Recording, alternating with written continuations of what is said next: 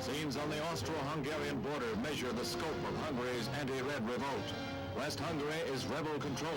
From the uniforms of border guards, from the flags, the red star has been ripped.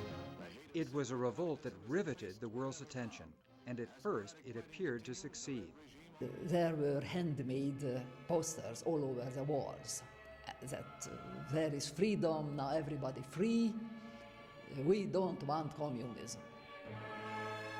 The impression I had was that the Hungarians really thought they were free.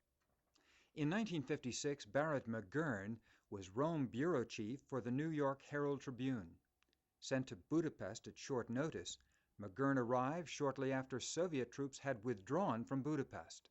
And when we got in there, first thing I saw was a huge bonfire in front of the communist bookstore. At the end of a 6-day fight that astonished the world and shook the Kremlin to its foundations, Hungary was free to fraternize on its own borders. But even as these scenes were recorded, rumors flared of the re-entry of Russian forces and new fighting. On Sunday morning, November 1, All Souls Day, with candles burning in the windows, the Russians came in, firing at everything. In the dark dawn, we woke up at the sound of the cannons, and the radio, we heard Imre Nagy, that Budapest is under attack and we should defend it. One of the correspondents said to me, and he mentioned a plaza, he said, "Have you been out there?" I said, "No."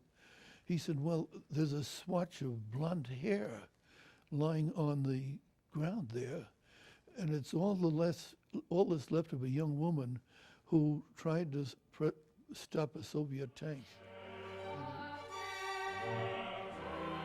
I was ready to fight and die together with those unknown people around me. Hopelessly outnumbered, Hungarian freedom fighters were no match for hundreds of Soviet tanks. Hungarians held their breath, hoping that the United States and the West would come to their rescue. But President Eisenhower had his eye on an even bigger problem, the Suez Crisis, in which British, French, and Israeli troops were attacking Egypt, a major Soviet ally. As the Russians tightened their grip on Budapest, McGurn and other foreign journalists were ordered out of the city, and then, unexpectedly, were turned back by Soviet troops. We were driving now into Budapest with the flags of 20 countries, and the Hungarians thought we were the arrival of the rescue battalion. So we were cheered all the way back in. This acutely depressed us. Here we were adding to the misery of these poor people, giving them a hope that was absolutely hopeless. The avenue to freedom is brief. As night descends on liberty behind the Iron Curtain, a ring of red tanks blocks the last road to safety. An estimated 80,000 or more have fled Hungary since the first eruption against Soviet rule early in November. Entire families have endured privation, risking everything for this chance for liberty. More than 2,000 people died during the Hungarian Revolution and thousands more later.